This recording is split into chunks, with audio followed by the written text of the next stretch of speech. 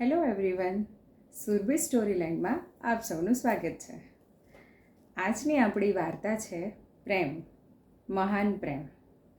ખૂબ ધ્યાનથી સાંભળજો. એક સરસ મજાનો ટાપુ હતો. ત્યાં ઘણી બધી લાગણીઓ અને ગુણો પોતપોતાના ઘર વસાવીને રહેતા હતા. ઉદાસીનતા, સમૃદ્ધિ, ખુશી બધા જ એકબીજાની આજુબાજુમાં રહેતા હતા.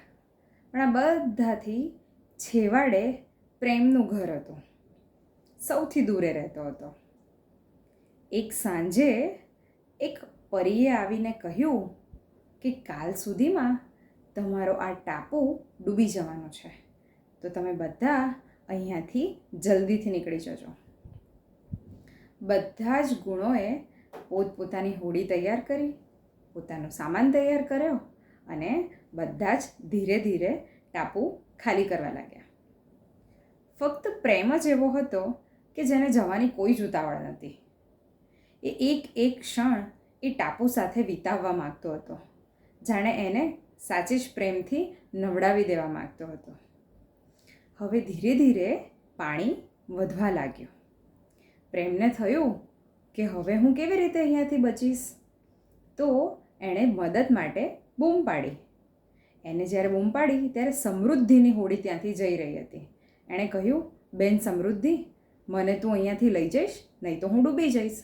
ત્યારે સમૃદ્ધિ કહે છે કે પ્રેમ, મારી હોડીમાં હીરા જવેરાત બધું જ ભરેલું છે, તારા માટે મારી હોડીમાં જગ્યા નથી.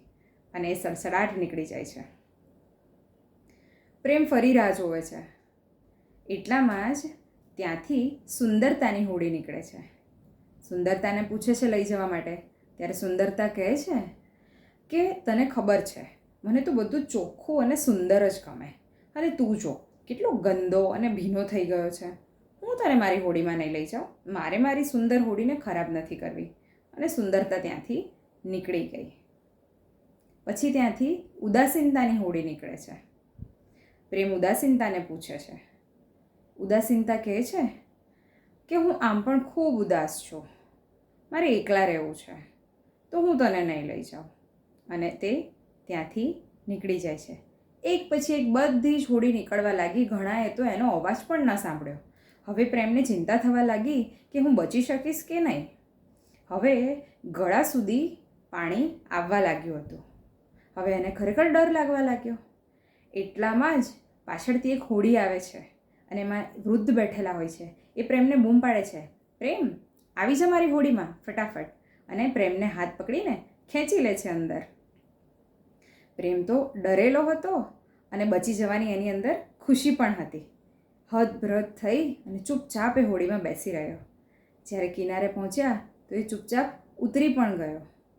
થોડા સમય પછી એને એવું અહેસાસ થાય છે કે ડૂબી જવાના ડરમાં અને બચી જવાની ખુશીમાં મેં નાનકડો એક વિવેક પણ ન કર્યો કે હું એ વૃદ્ધનું નામ પૂછી લઉં.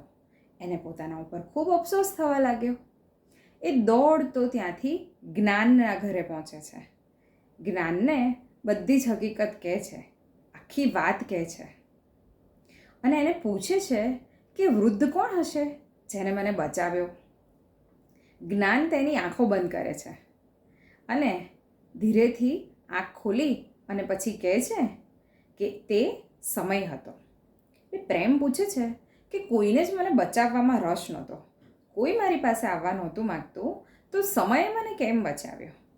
ત્યારે જ્ઞાન વર્ષોના અનુભવથી જવાબ આપે છે કે ફક્ત સમય જ જાણે છે, સમજે છે અને બીજાને સમજાવી પણ શકે છે કે પ્રેમનું મહત્ત્વ શું છે અને કેટલું છે.